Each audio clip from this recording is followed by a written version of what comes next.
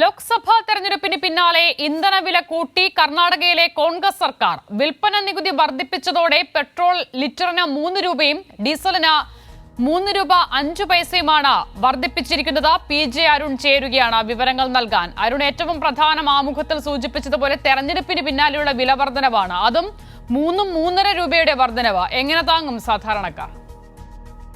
സഹീർ, ഈ ഇന്ധനവില വർധനവ് നമ്മുടെ ഇന്ത്യക്കാരെ സംബന്ധിച്ചിടത്തോളം ഒരു പുത്തരിയല്ല. കാരണം ഈ ലോക്സഭാ തിരഞ്ഞെടുപ്പ് അവസാനിച്ചപ്പോൾ തന്നെ, അതിൻ്റെ 7 ഘട്ടം അവസാനിപ്പിച്ച് ഈ ഫലം വന്നപ്പോൾ തന്നെ തമാശ രൂപേണ ആളുകൾ തമ്മിൽ പറഞ്ഞതാണ്, ഇന്ന് രാത്രിയോടുകൂടി വണ്ടിയുടെ ഫുൾ ടാങ്ക് നമ്മൾ ഫില്ല് ചെയ്യേണ്ടി വരും, ഇല്ലാന്നുണ്ടെങ്കിൽ ചിലപ്പോൾ കേന്ദ്ര സർക്കാർ ഇന്ധനവില വർദ്ധിപ്പിച്ചേക്കുമെന്ന തരത്തിലുള്ള ട്രോളുകളും തമാശ രീതിയിലുള്ള എന്നാൽ സീരിയസ് ആയിട്ടുള്ള കാര്യവും ചർച്ചയ്ക്ക് വന്നിരുന്നതാണ്. എന്തായാലും കേന്ദ്ര സർക്കാരിന് ഒരുപടി മുന്നിലായി. കേന്ദ്ര സർക്കാരിനെ മറികടന്നതുകൊണ്ട് ഇപ്പോൾ കോൺഗ്രസ് ഭരിച്ചുകൊണ്ടിരിക്കുന്ന സംസ്ഥാനമായ കർണാടകയിലെ സിദ്ധരാമയ്യയുടെ നേതൃത്വത്തിലുള്ള സർക്കാർ ഇപ്പോൾ പെട്രോളിൻ്റെ ഡീസലിൻ്റെയും വില വർദ്ധിപ്പിച്ചിരിക്കുകയാണ്. ഇതുമായി ബന്ധപ്പെട്ട് ഗസറ്റ് വിജ്ഞാപനം വൈകുന്നേരമാണ് പുറത്തിറക്കിയിരിക്കുന്നത്. ഇതുമായി ബന്ധപ്പെട്ട് ഇപ്പോൾ കർണാടക പെട്രോളിൻ്റെ വിൽപ്പന നികുതി 25.92% നിന്നും 29.8%, ഡീസലിൻ്റെ വിൽപ്പന നികുതി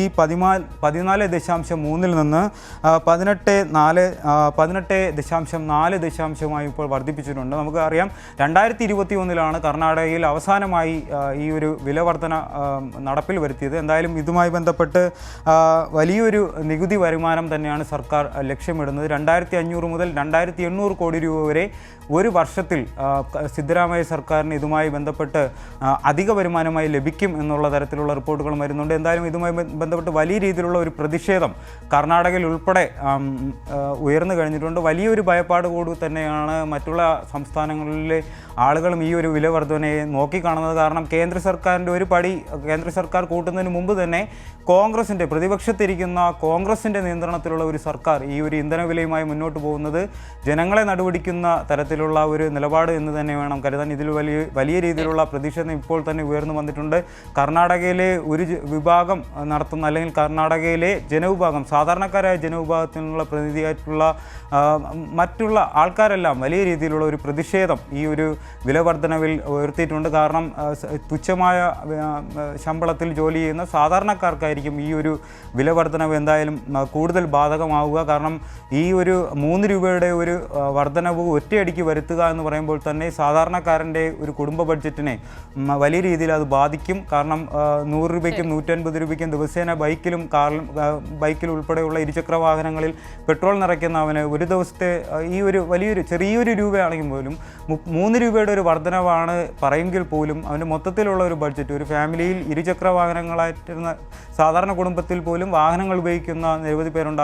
അവരെല്ലാം ഈ ഒരു വർധനവ് കുടുംബ ബഡ്ജറ്റ് താളം തെറ്റിക്കും എന്നുള്ള കാര്യത്തിൽ സംശയമില്ല. എന്തായാലും കോൺഗ്രസിൻ്റെ സർക്കാരിൻ്റെ നിയന്ത്രണത്തിൽ എപ്പോഴും കോൺഗ്രസ് ഉൾപ്പെടെയുള്ള പ്രതിപക്ഷ പാർട്ടികൾ, കോൺഗ്രസ്സാണ് അതിൽ പ്രതിഷേധവുമായി ബന്ധപ്പെട്ടിരിക്കുന്നത്. ഇതുമായി ബന്ധപ്പെട്ട് താഴെ കാണിക്കുന്ന ദൃശ്യങ്ങളിൽ തന്നെ നമുക്ക് കാണാൻ പറ്റും.